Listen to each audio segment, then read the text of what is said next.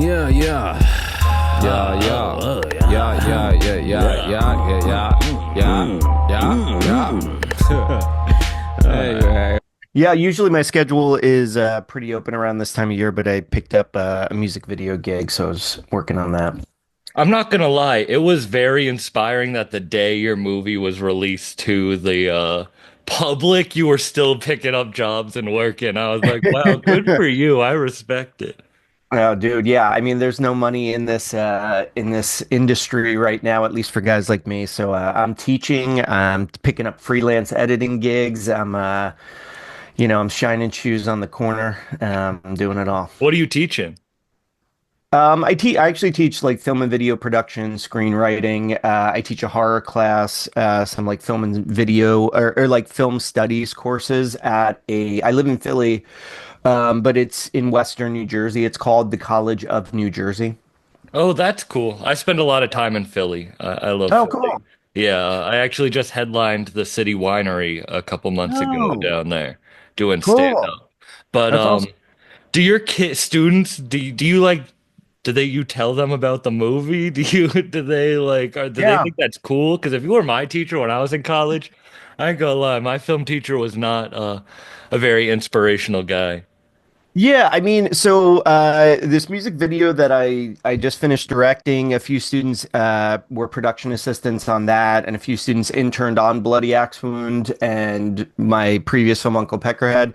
So there are some students that are like really into what I'm doing. I would say it's really surprising. I'm with you that if I ever had a professor that wasn't even doing like exactly what I wanted to do, but if they were, if they were kind of like really in it and making stuff, I would be so stoked and I would like, I would be, Google like searching everything that they say and do just to kind of like get a handle on them.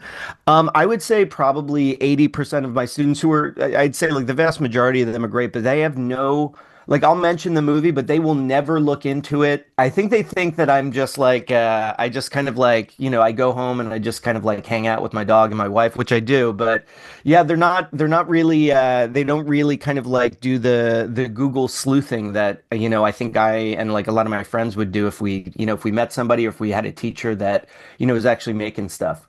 Especially like cool, fun stuff. Like I love gory horror, of course, but Yeah. your stuff is truly the only thing that's close to like the golden age Judd Apatow comedy too. Like you have a really good grasp on comedic timing, which is Oh, something I really appreciate. thank you. Yeah, I mean, I would say, I grew up and I loved horror, but I am just as much of a comedy nerd. So, I was always really interested in comedy writing. I mean, I took acting classes just because I wanted to direct, and, that was kind of the advice I got, which I think was good. But as a performer, or even like you as a stand-up, I never really kind of took to that, or I don't think I had the resolve or the thick skin to kind of go up there and just kind of like, just put myself out there Did you in ever terms of try? I did a little improv, and I think it was really helpful to, for thinking on your feet and pivoting and, just the collaboration, listening, stuff like that. Same thing with acting. When I was in grad school, I took some acting courses, which I think, was hugely beneficial in that it allowed me to kind of better understand what actors do and how to best support them as a director. It just like it never clicked for me. I'm always kind of in awe of, really, people that one do it well and two just like are so fearless. I feel like I'm much better. I love editing, I love writing, I love kind of the solitary existence of some of the jobs that I take on. And while I love what actors do, and like I'll do bits with friends and stuff like in the privacy of my own home. I don't think I have the emotional strength to kind of go up there and just like especially like as a stand-up, I have some friends that do it and have done it. I think after bombing like three times in a row, I would just I would literally I'd bury myself. Not because I think it's embarrassing, it's like an embarrassment, but I don't think I have the strength to just like plug away in that sense. And just kind of like, because as a teacher, when I'm in front of students, I'm very, I think I've developed this great sensitivity to, when I'm losing them. And I couldn't imagine, and, like, and there's just going to be a semester, where you have, because I've been teaching for like, I think 12 years. You're just going to have a bad class every few years. You're just going to have a class that they just don't click, they don't feel you, and it's so painful to just put in a few hours a week with people that just aren't, like it just takes so much out of me. So yeah, I mean, I'm just in awe of performers of any ilk, to just be like put themselves out there consistently. And you need to do it. You need to bomb. You need to kind of, fall on your face to be. And believe me, I mean, in terms of filmmaking, I've fallen on my face plenty. But in that like in real time live thing, I think I just did. That's just one skill set that just never clicked. I don't, it's so funny how different people's minds work. So I think the reason I didn't do film, and excuse me, but this goes back to the teacher comment, is when I Yeah. took my first film class, the head teacher at the school I went to, I said I wanted to make mumblecore films because I used to love Yeah. the Duplass Oh, brothers. I totally. used to before it Joe became Swanberg. Yeah. Yeah. Yeah. yes, but Yeah. the early, Yeah. early like Yeah. nights and Totally. weekends, like all of LOL. those. Yeah. Yes, because it was funny and it was in the moment. And he goes, "Oh, I hate those movies. I can't Oh, help really? you." And it made me, Can you say what school it was? it was Wheaton College in Oh, cool. Yeah, yeah, Massachusetts. yeah. Sweet. And it really ruined my thing for film. And I think that was the falling on my face. I can bomb and just get over it real quick. But if I put hours and years into something and then it didn't work out, I think that would give me an existential dread that I could never live with. Oh, totally. Yeah. I mean, because like I'm sure I mean, when you create, yeah, spending as much time as you do on a film, and it's such a corny likening or metaphor, but it really is like your child. And like I totally understand when, when friends of mine, or hopefully not friends, but acquaintances have a shitty kid, but they can't see the shittiness of their kid, they just Yeah. can't see it. I'm like, I get it. I get like I Yeah. think acknowledging that your kid's a little shit is just like way, like you said, like too much of an existential reckoning. Mhm. So you just gotta, and that's the thing that's so tough, in filmmaking. I'm sure in a lot of, in most of my artist friends, whether they're musicians or, comedians or whatever, is that, you have to have like, you have to have this duality, right? You have to have this kind of like sensitivity and this humility, but you also have to have this ego that's like, I have something to say, and I think I can say something really interesting, and I can put it out there. I think I can connect with people in this certain way. And it's like, I was talking to a buddy about it, just that idea that, I consider myself like a relatively, I hope, down to earth person. It's really tough to, to have your like a true sense of self. But you have to have like an ego to think like, man, I'm gonna, call in every favor. I'm gonna, work with these people and tell them to trust me that we can create this thing and it's gonna engage an audience in this way. And you have to like have that. It's weird. It's just like such an odd balance to kind of have those two things working together that seem like they're contradictory kind of like things that, reside within you. How do you feel saying that? How do you feel now post week out of released post well not week couple days out of release of Bloody Axe Wound? How do you feel? Like how are you ready to move on? Are you like how does Oh that feel yeah. as an artist? Yeah, I mean, so yes, ready to move on. I mean, like it's the thing of this was the first time that I had worked with like like for Uncle Peckerhead, which was my feature before this. We made it all Incredible in, got movie. I love that yeah. movie. Oh, thank you. Yeah, we got it to festivals for like 80 grand, which was like, I mean, almost completely self-funded. It was like mine, my girlfriend at the time, who's now my wife. We kind of funded it. We called in every favor. Everybody worked for either nothing or, a fraction of what they usually would cost. But this was the first time we had a budget. But with that, I lost, Final Cut and a few things that just like creatively, I felt like I was compromising certain things. I still love the movie. I still love the collaboration I had with the cast and crew. I'm still proud of the film and the work I did on it. But it's really tough. It's tough to reconcile those But things you didn't get because Final Cut on Uncle? No, Peckerhead? I got Final Cut on Uncle Peckerhead. I didn't get Oh, Final but Cut on not Bloody Axe. oh, you Yeah. didn't get okay, all right. Yeah. So with that, Oh it's kind of wow. yeah, there's some painful moments to watch where you're like, man, I think I know how to fix that. We had the footage. I can square that up.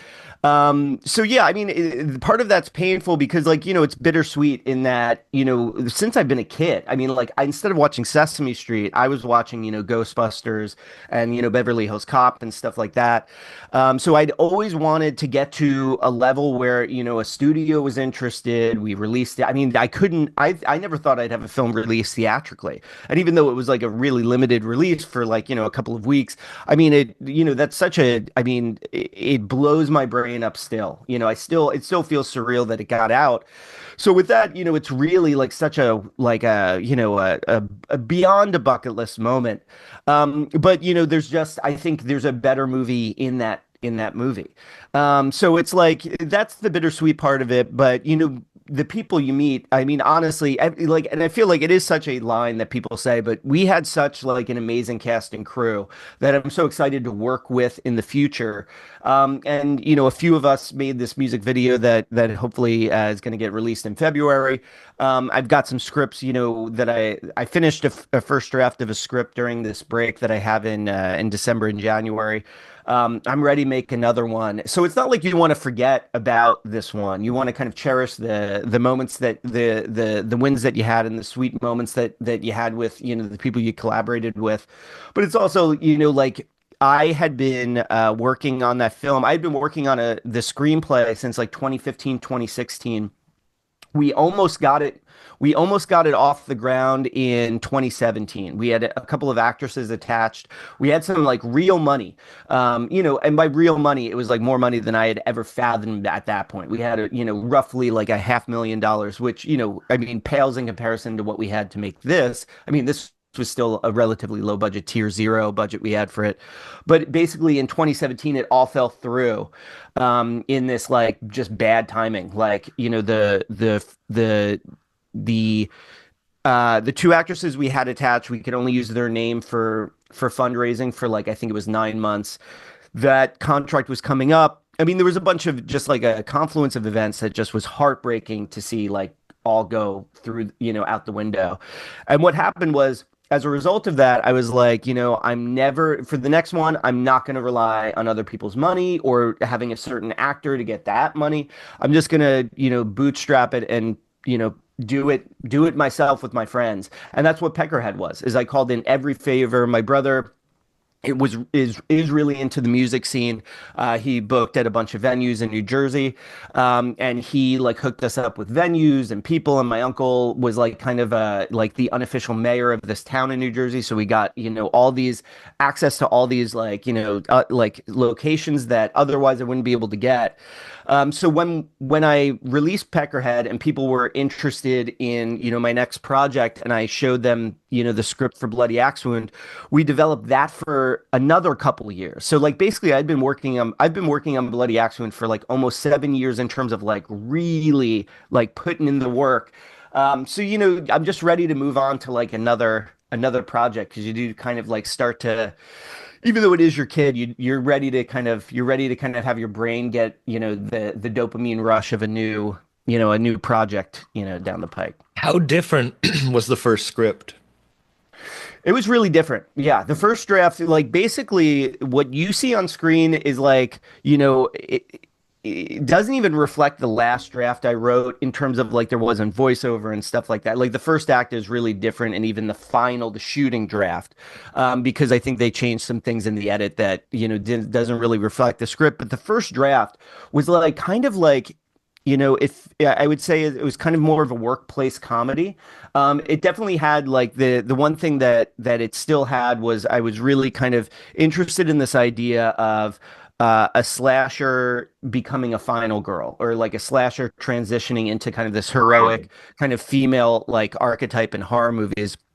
So I wanted that, but the first draft of Bloody Axe Wound in like 2015 was just kind of more of a workplace comedy. I don't know if I compare it to The Office, but it was like, definitely I could see now reading because I've read the first draft in the past year. I was like, man, I was really clearly influenced by like Cabin in the Woods.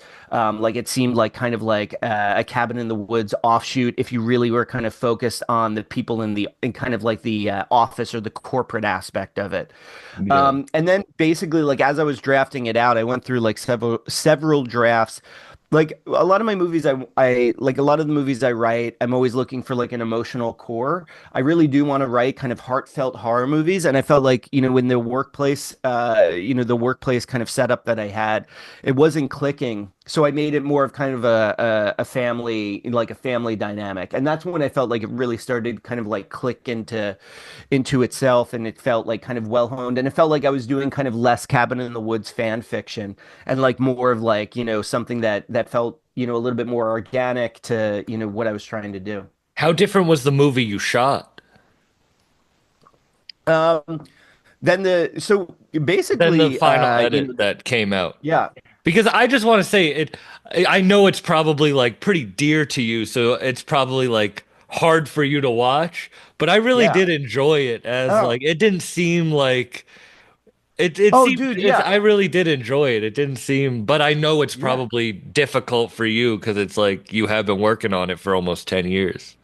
Totally, yeah, and dude, that warms my heart to know that and it has like I've gotten like so many nice messages from people and emails saying it really resonated with them, and I mean, there are large swaths of that movie that I absolutely still adore, and I think like that's what we were trying to do. So I don't want it to come off as if I'm bitter or like I'm butthurt about like how it turned out. But it was different. Especially like the first act. I'd say the first third feels like really different than the script. We had written. There was like no voiceover. I felt it was a little less.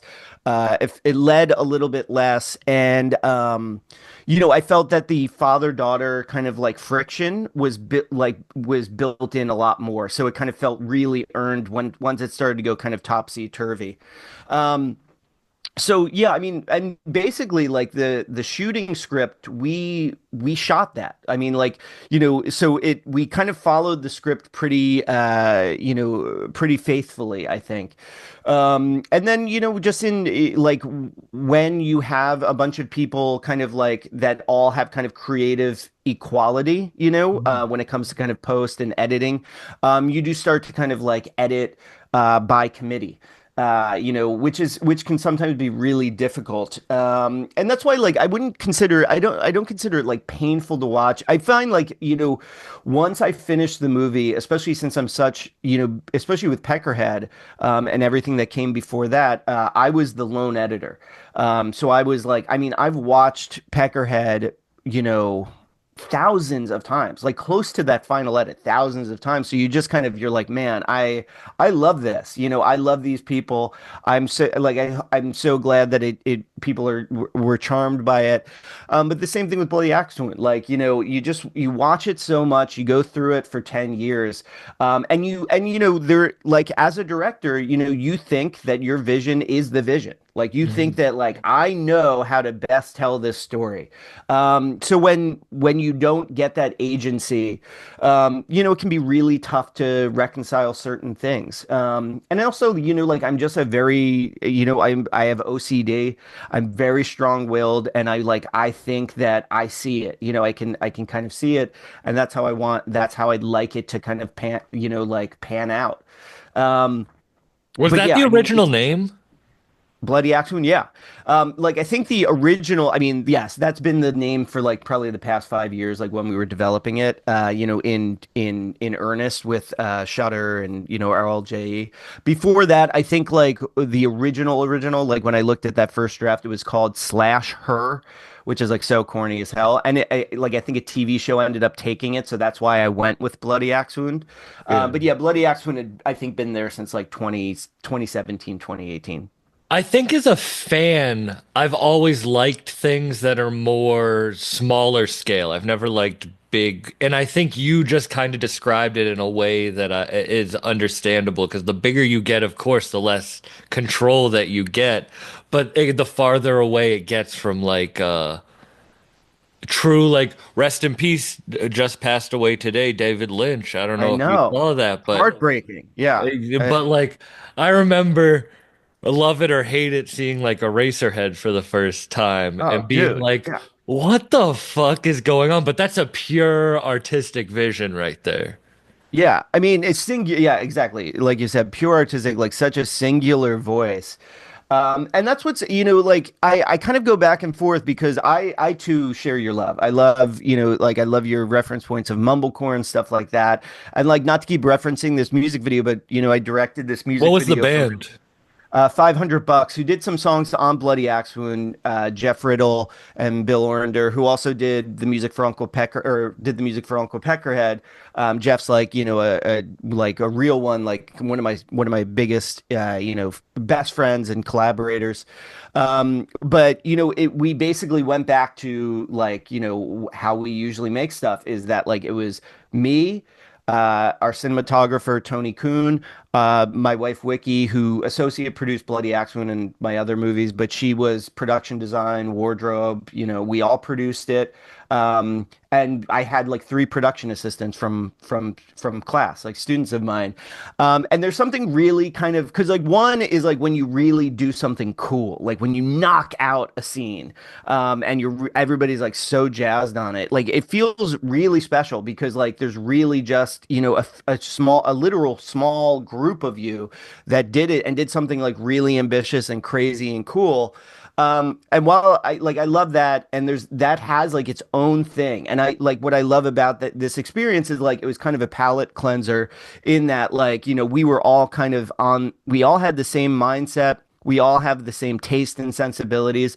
There's been very little like back and forth as far as creative kind of discussions because like there's a few things that's really important like it's to get feedback and collaborate on it. But we basically all kind of understood the assignment and like did it.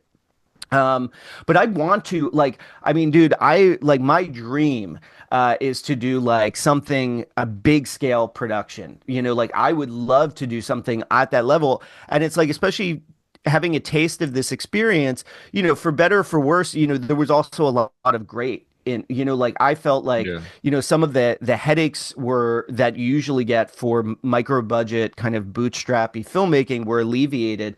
I think it's just like one is like trying to understand the machine a little bit better. And I feel like in Bloody Axe when it was a little too siloed for my taste, like I think there's a better way to kind of like, have the collaboration occur. But I would love to kind of be able to work in both worlds. Like there are some filmmakers, like I feel like Richard Linklater is like one of them, where it's like they can do like kind of studio big budget stuff and it's great and it fucking just like is he can work and excel in both areas.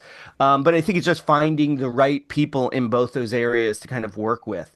And If I you could think do a that big budget, like already created horror franchise, what would you do?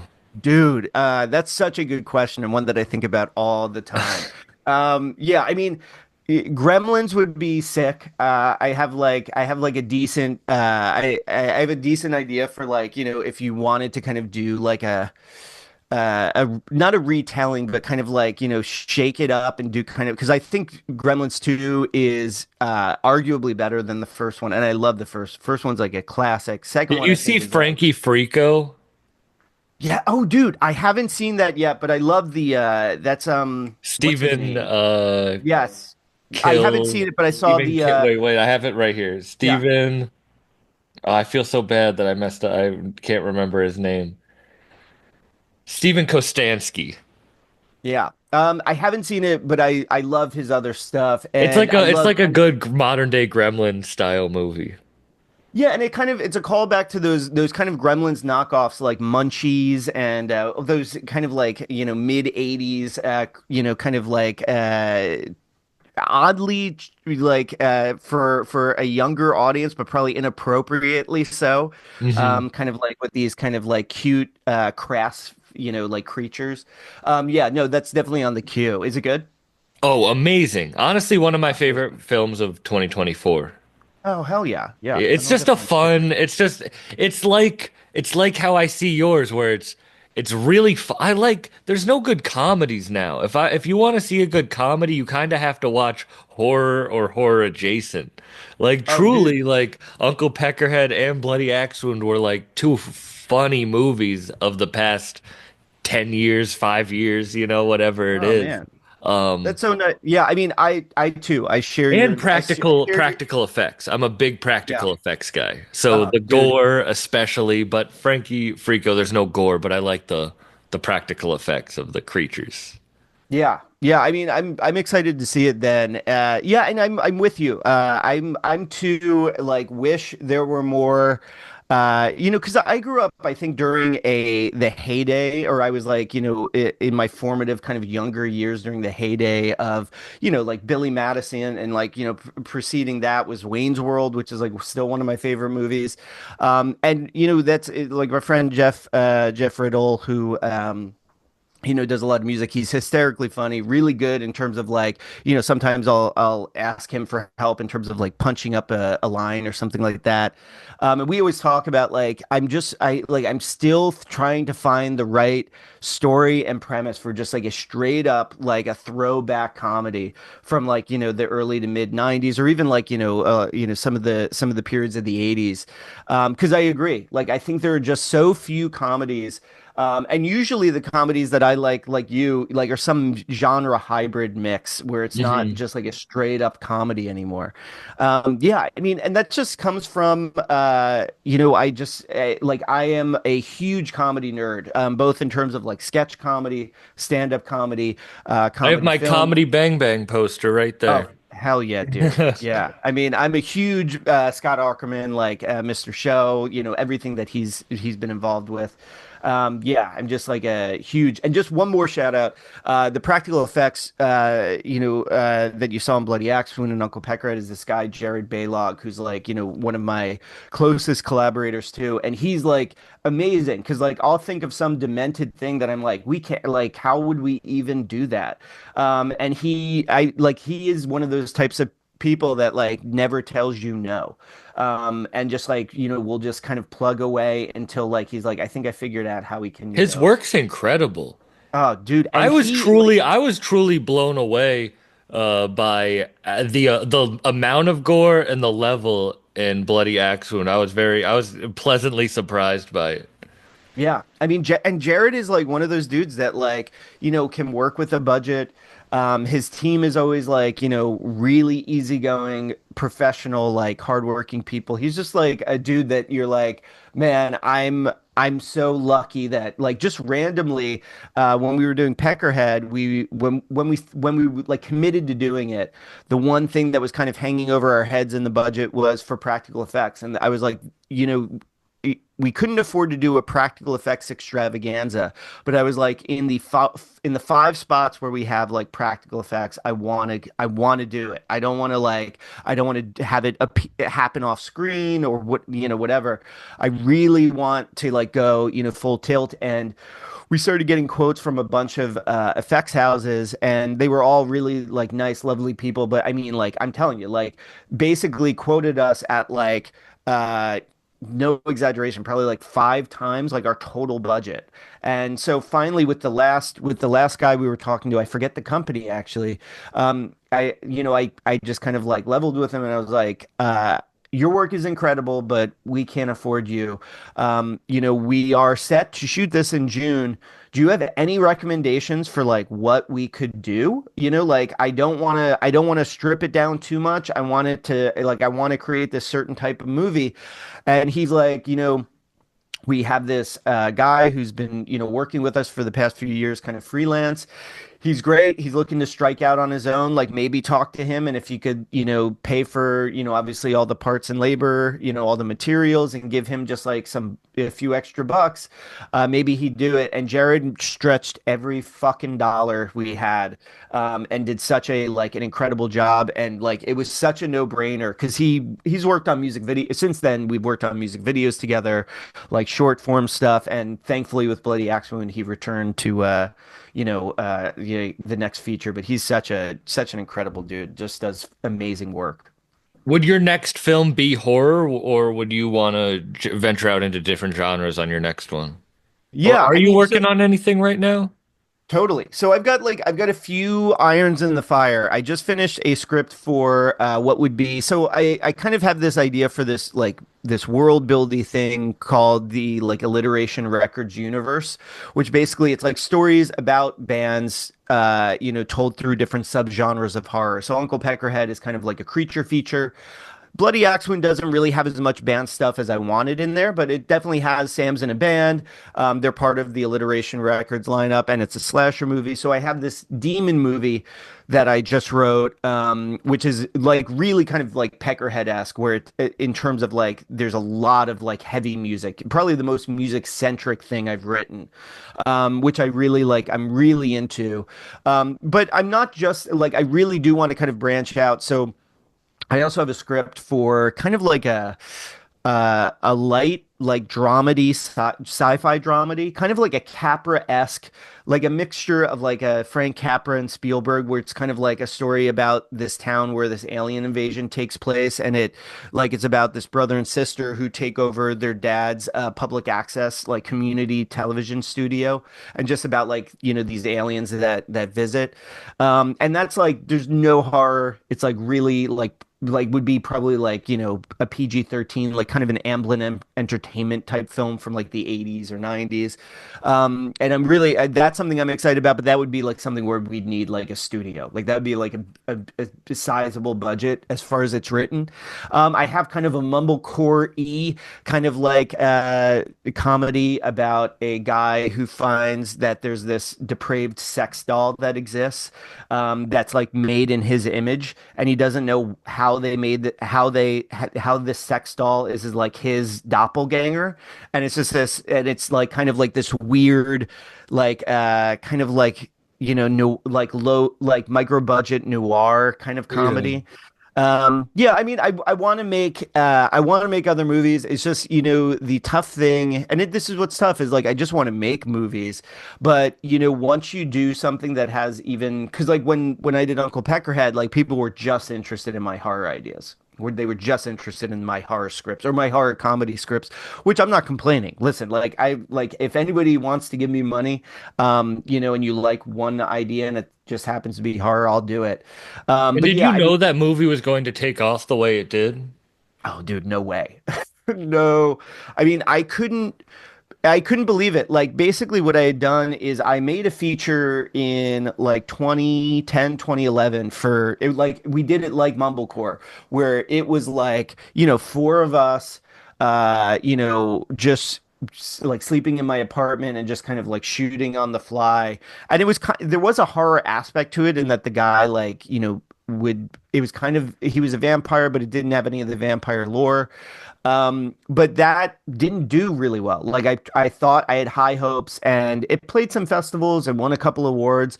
But when once we got down to distribution, we had like a really great soundtrack that I had only negotiated the like exhibition rights for, so we could play festivals with the soundtrack. But then once it came to distribution, we had to like renegotiate. It was way too expensive, so we couldn't distribute it unless I paid like another 50 grand. I was like, the movie cost 15. Like I'm not going to do that. Yeah.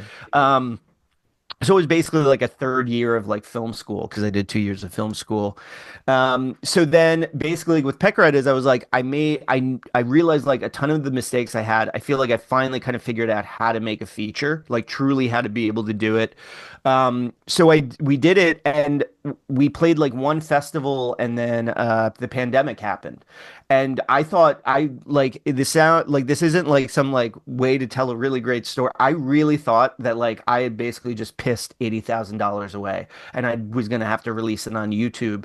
And then finally, like during the pandemic, at the one festival we played, there was a representative from Dread Presents or Epic Pictures that was there and had seen it and liked it, and he just kind of like we met very briefly during this like reception at it was Panic Fest, this Kansas City festival, and And then like, I would say like 4 or 5 months after that fest, after the pandemic had started, this guy like reached out to me and was like, "Hey, like, what's your plan for Peckerhead?" And I was like, we don't have one. We released it during the pandemic, and the reception it got was crazy. I mean, like, even though there's only 20 reviews, to get 100% on Rotten Tomatoes, to have like a ton of like just kids reaching out saying that like it's their favorite punk rock horror movie. And then, the Jeffrey Dean Morgan like DMing me, and like, he was really instrumental in getting Shudder to kind of, fund and make and help make the movie with us. Yeah, I Oh, mean, really? yeah, He reached out to you. he DM'd me on Twitter. Wow, I was wondering how that connection happened. Yeah, he watched it during the pandemic, showed it to his wife Hillary Burton, and they reached out to me and they were like, "What?" I'd been talking to a few like producers and stuff, but nothing was really coming to fruition. It was still during the pandemic. It was still within like the first year. And they were like, "Hey, do you have scripts?" I sent them 3 scripts. They liked a couple of them. They signed me to a first look deal for free. I mean, I gave them my scripts to shop around for a year for free. And Shutter, like within a year of them contacting me, Shutter had said, we're interested in, developing this out into, possibly greenlighting it. So then it took like another like year and a half before we really like, got the official green light. Like I took a leave from my job. But yeah, it was him. Like he basically, I mean, I'm sure he used his celebrity to like, I don't think they would just off of, Uncle Peckerhead, give me money to make a movie. So it was really him kind of, getting behind it. And that's how, I think they did it. I think part of the reason why we got it made is if he did like an extended cameo, like he is in the beginning. So that was like the thing. That's why. Do you know how he found it? He just. I mean, so this is, I mean, I don't want to speak for him, but from what I remember, from what I understand, because I thought when they first contacted me, I thought it was a catfish. I thought it wasn't real. Like I saw the blue check because they DM me on Twitter, and I saw the blue check, and I was like, I have to be like, there has to be something up. There's no way that this person's reaching out to me. Um, but yeah, I mean, like from what I understand, that obviously he wasn't working because it was the first few months of the pandemic, and he just watches movies. Like he just like he'll just kind of like stay. I think he's a bit of a night owl and just like would stay up all night and like watch like 2 or 3 movies a night. And he happened upon Uncle Peckerhead. I think he just rented a bunch of movies that week or whatever. Happened upon Uncle Peckerhead, and he's like, I mean, it's really kind of like so strange because he's so tickled by that movie. He said it was like one of his favorite movies he had seen in like years. And he really loved, I'm talking about it myself, but he like really liked kind of the voice and the style that we had. And he also like realized from, obviously making movies like that, we did it on a micro budget, and what we were able to do with like no money and a reasonably small cast. Yeah, he just like really kind of believed in it, and I think they really liked the Bloody Axe Wound script when I sent it to them. That's that's a cool story. I just want to give that the time. That's a cool story because I didn't know about that. Because for me, I do just look like I just search for the best like practical effect gore, and I Totally. just found Uncle Peckerhead randomly. And then I saw Bloody Axe Wound the one day in the theater, and I had got booked that night for a comedy show, and I couldn't miss it. I couldn't go Yeah, for yeah, the yeah. one like that was in my area. And then when it finally came out, I got to watch it. But it's always so funny how people find things like that and those weird little like niche Yeah. pockets, you know? And that's why all it takes is like one person, like because like I mean that's also like that's also kind of like just branching out in terms of just like making movies. Is I came up with a bunch of people that just like you have to put in I mean, as like a comedian, you have to put in like a lot of work, but all it takes is just one person, the right person to see you. Mm. Like you don't need to, you don't need to become, I mean, it'd be great to get something that becomes viral or whatever. But you need the right person to see you. And I mean, I still pinch myself that, you know, uh, it was such a wild, few months where all of that was kind of happening. And just like something that, like I mentioned, like I had grown up I like not knowing that I could make movies. Like I grew up in like the suburbs of New Jersey where my parents had no friends or family were connected to the film business. So I never thought that that was something I could do. I loved movies. It would have been like if you had asked me from like age 3, like what would be the coolest thing to do, it would have been I probably didn't know what a director was, but it would be to like be a part of this thing, making movies. And Did that's you why ever like think you when were going to that be a musician? Was music yeah. ever? Totally. Yeah. I mean, that was the thing of like, I mean, I started to wrap my mind around that I could do film, but that wasn't the first thing I started doing just because I had this was like pre, like, you know, like the mainstreaming of internet, right? So like I mean I didn't understand it. Like Kevin Smith kind of completely broke my brain in that like it was somebody from my neck of the woods that made something, and then I was like, oh shit, like maybe I can do that. But by then I was playing in bands like basically from age 15 to 23 I was playing in bands and like touring. And like when I went to college, I was playing in a band pretty seriously. When we graduated, I was like, we released a record. We toured the country for like, a year and a half, like seriously, like kind of like pounding the pavement. Um, and yeah, I thought I was going to do that. And then when our band broke up, just kind of that fell through. I started working in advertising, like, and I started kind of like trying to like weasel my way into the videography like department. And I just kind of started to learn stuff. And I fucking hated advertising. It was like some of the people were lovely, but it was. I hated going to an office. I hated being like having to listen to clients that had terrible taste and stuff like that. But I started to kind of get my like an understanding of filmmaking. And I was like, okay, like I've been doing advertising. I don't want to go back to making music for right now. So I'll go to film school. So I actually went to Boston University, like another Massachusetts, connection. But yeah, I How mean, old were you at that point? I was like 24 when I went back to school. Um, but yeah, I mean, I thought music was going to be it for like, from my teenage years to my early 20s. And then like when that band fell through, it was like really painful that like I didn't really want to like write music for like a little while. And now what's great is just like I get to, because I mean, I love like, music and comedy and film. But being able to combine music, my love of music, and like weave it into film in a way that like I don't see a lot of films doing. It allows me to kind of like scratch that itch that I've been yearning to do. I couldn't the you were talking about like the pain of the band breaking up, and I was going to say like is that equivalent to like how you feel about the movie not being able to be how you are? But then what really is like I couldn't imagine them shelving movies like they did a few of those movies. Like you work Yeah. on something Oh, and then they dude. just don't even release it. Yeah, and especially when you hear about stuff like, like the Looney Tunes movie where everybody that worked or many people that worked on it were really proud of it, and were like this is a good movie and they're doing it for fucking tax purposes. I mean, you And could there's not dog find shit movies that are oh, released.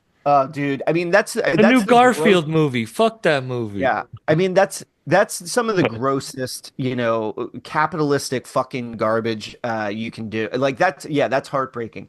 I mean, the band breaking up, I would liken it to like when you finish principal photography, if you have a really good cast and crew, it's really sad because for example, for Bloody Axe Wound, we had a really short shooting schedule. I think we only did 18 days, which was the same as Peckerhead, believe it or not. But you know, That's but crazy. but but a lot of those people you're prepping with, so you're spending like like a couple months together, especially with certain department heads and, other people. And filmmaking, the actual making of it is so intense, and especially like I said, we had such a great cast and crew that it's such an intense creative collaboration, and you're kind of living and dying together, and you're spending almost every waking second, literally almost every waking second together, that when the thing ends and you all just go your for the most part you go your separate ways. Like I remember my wife was on set with me because she was helping to produce it, and we left. We were shooting in like Saugerties, New York, so we had like a rental in Woodstock, and we had to be out. Like we finished like Friday night, and we had to be out of our the rental like on, I swear, like Saturday afternoon. So like we were just like, let's just go somewhere else, like around there. We'll just rent a place for 3 days and decompress before we go back to the real world. And it's so sad because like, And then it's like I Monday you like have classes. You're like, oh, dude, I took an what was crazy. I'll tell you something crazy with that is so like, but it's like you just feel like this thing where you go from like you're supercharged, like just tweaked out, but you're working so closely with people, and you're just like, I mean it. I'm not likening it to war, but you go through this kind of like trauma and like moments of complete success and like just celebration, and then everybody just leaves, and you're just kind of like, and thank God I had like somebody there with me, like my wife, but it's like you feel kind of this like, man, I'm like alone now.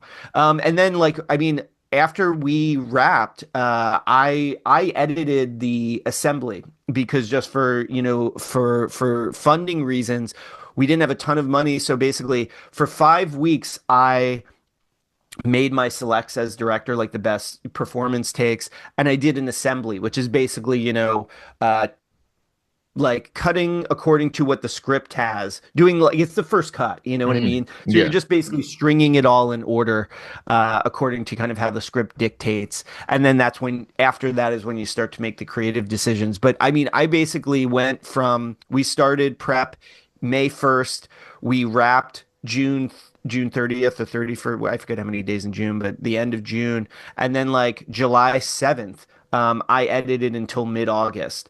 And then I went back to school literally the next week and got COVID. I mean, it was like, dude, I had never worked myself so hard in my life. Um, Yeah. and it's just like, yeah, that year I was just kind of like, I was a shell. By the time, the fall semester wrapped. But yeah, I mean, But you're ready it's to go back?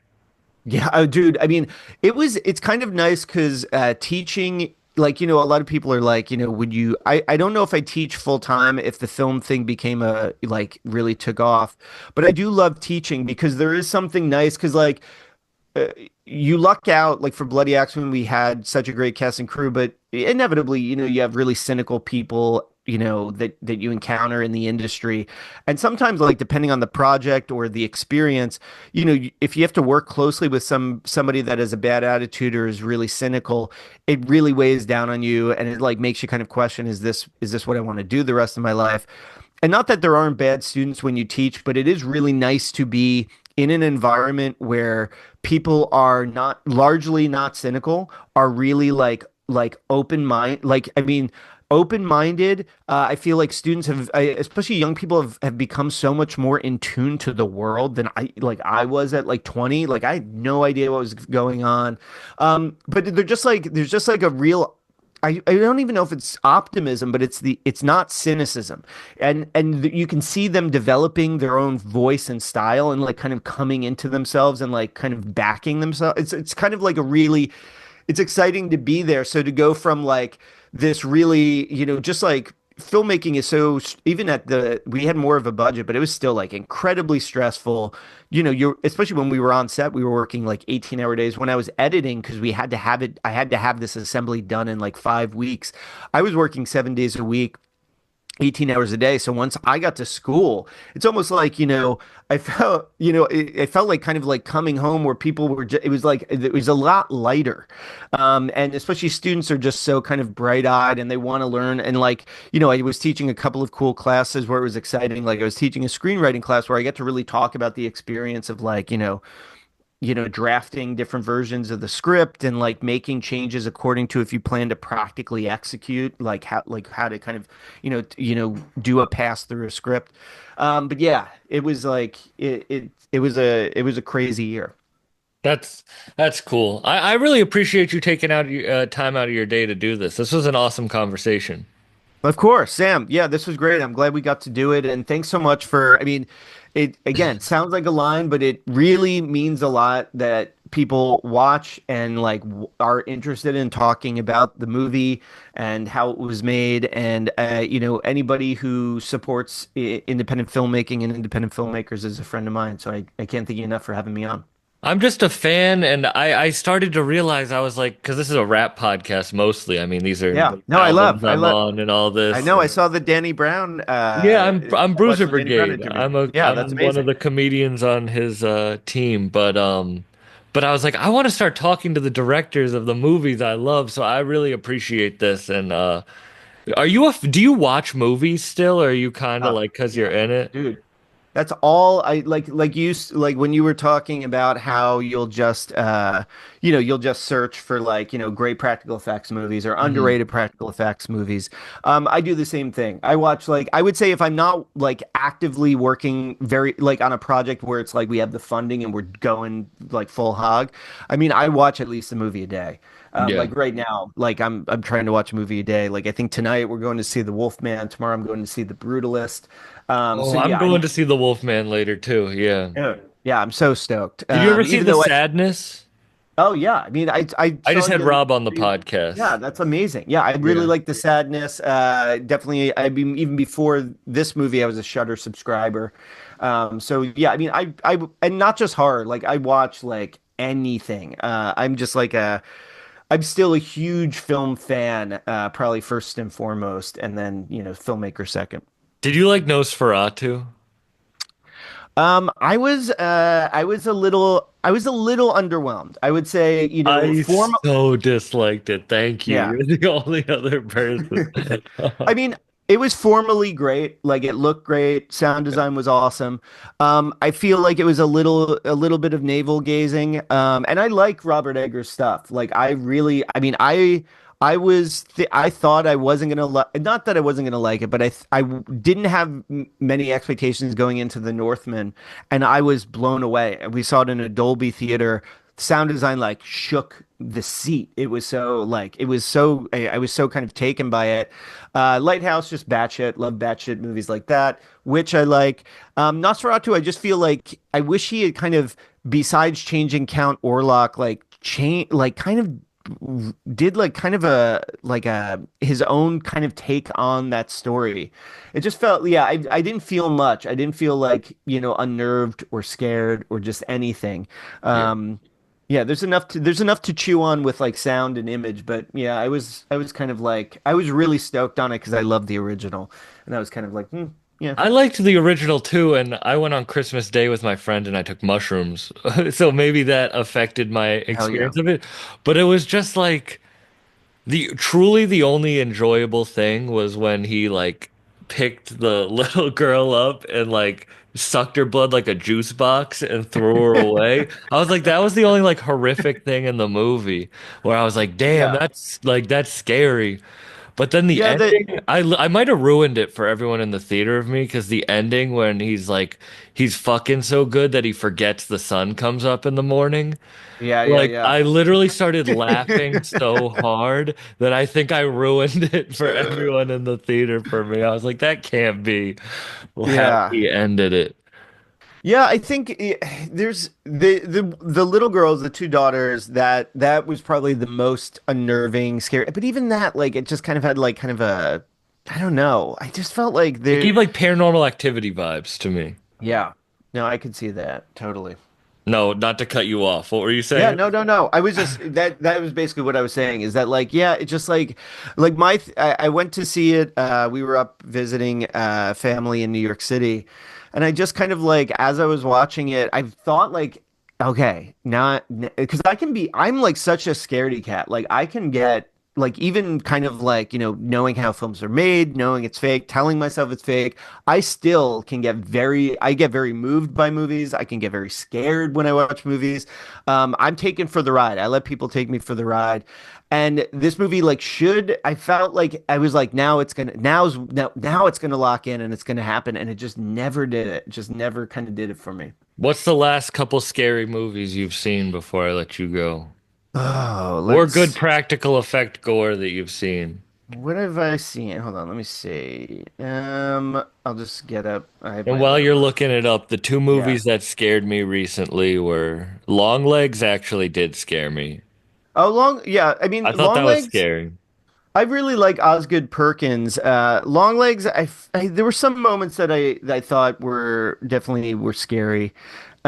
What And did I see? Oddity scared the Oh, shit dude, out of me. I loved Oddity. Oddity that's probably the last one I saw that I was kind of like it really worked in terms of like, I'm not saying scary, but I liked Red Rooms. Have you seen that? No, I haven't. Red Rooms, I'll That's look it good. up. It kind of reminds me of like uh, a 2024 version of. Did you ever watch stuff by Michael Haneke?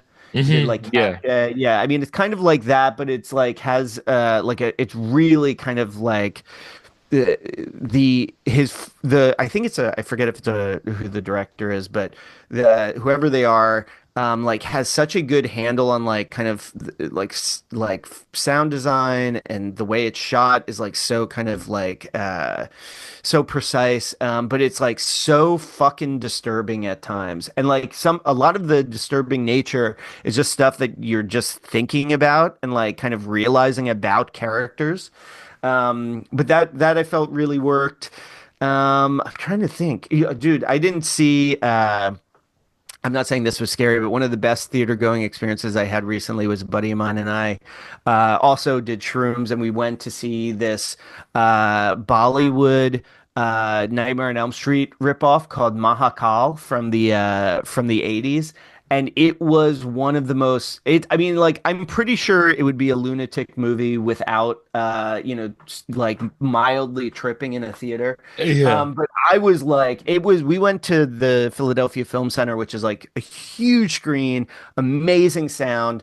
And I was just kind of like, it felt like it was eating me. It was crazy. I'm gonna have to Um, watch that. I'm gonna have to yeah, watch that. Yeah. yeah, I mean, make sure to, oh, The Substance I liked. I wasn't scared of that. But The Substance, like everybody, I really like that. Yeah. I'm trying to I think. liked it. I liked it. It was a little Yeah. long. Yeah, a little long in the tooth. I could see that. Um, yeah, I mean, I was kind of I saw the coffee table, which was kind of like a big one that people were like, "That's so disturbing," and it was disturbing, but I don't know if it really kind of like, I don't think I you saw know, that one, the coffee table. oh, you should see that. I mean, if you're really into seeing kind of like like brutal kind of like it's kind of like it's become viral, not in terms of like sharing the movie or sharing a trailer, but viral in terms of people talking about it because it's like crazy Yeah. disturb. I I loved think the Anora. Anora's not oh, horror, but that Norbit's was great. really good in the Oh, theater. that's so great. Love that. Such an amazing way to end it too. Um Flow was really oh, good. what did you say? Flow, it just won the animated best animated Oh, picture. that's on my queue. Is it It's good? no talking, it's all just animals being animals. That's awesome. Incredible, incredible. Yeah, yeah. Oh, cool. I'll put that on the thing. I mean, I saw this probably like almost a year ago because I think it started the year, but I think the last horror movie that I really saw, I saw it in the theater and I saw it before I think people were really talking about it, is The Last Omen. I was like really into. I didn't really like how they connected it to the original Omen. I thought that was kind of corny fan servicey stuff. But I thought everything else, all the original stuff that they did was like totally like what a well-honed, amazing filmmaking. I Yeah, haven't those are seen the that. ones I'll that have I've to seen. check that out. Oh, dude, yeah, really, really good. I kind of really love the satanic subgenre of film. Yeah. And just for people listening, I just did a podcast with Adrian Tofay. So if you haven't seen Be My Cat, go see Be My Cat. That's one of the Oh, most I will. fucked up found footage films I've ever seen. Cool. It's Oh, about I a will dude definitely. he plays it and he lived in character for a year. Bro, in his new film he lived in character for 7 years. What? Bro, he's this Romanian guy. He's never been to America, and it's called "Be My Cat," a film for Anne Hathaway. And it's like it's about a guy who's so obsessed with Anne Hathaway that he wants to make a movie for her. And Yeah. that's all. And it's a found Oh, footage film about that. It's on YouTube, so you can watch it on be YouTube. Be My be Cat. my cat. Yeah, Damn. DM me if you watch it and let me know what you think about it. Yeah, no He doubt. shot it for like $10,000 in Romania. Like it's crazy. Crazy. Oh no, I haven't even heard of that. And that's cool. Cause like I'm always looking for stuff off the beaten path like that. That's awesome. Every take he took is first take. Everything. There's not Oh, one thing in that movie that wasn't first take. damn. Yeah, Very cool. he's an incredibly artistic person, but he's a crazy person. I'm gonna I did check like a it. 2 hour podcast with him on Christmas Eve. Oh, dude, I love it.